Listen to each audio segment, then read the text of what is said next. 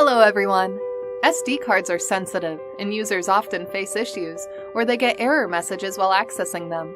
Today, you will see how easily you can recover photos, videos, and audio files from a corrupt or formatted SD card with the help of stellar photo recovery software. Simply launch the software and select the file type you want to recover from the given options. Then click Next. Now connect your formatted or corrupt SD card to your computer and select the corresponding SD card from the displayed list of drives and click on Scan.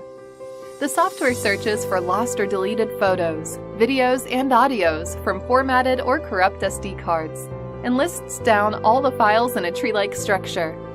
Here you can view them in File Type, Tree View, and Deleted List. You can select any particular file for preview after scanning. Click on Deep Scan if you're not able to locate your files and want to perform a thorough search on the drive. Select the required photos, videos, and audio and click the Recover option.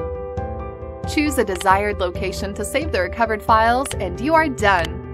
This is how easily you can recover files from corrupted or formatted SD cards with the help of stellar photo recovery software. Do not save your recovered files on the same SD card, as it may cause a permanent data loss.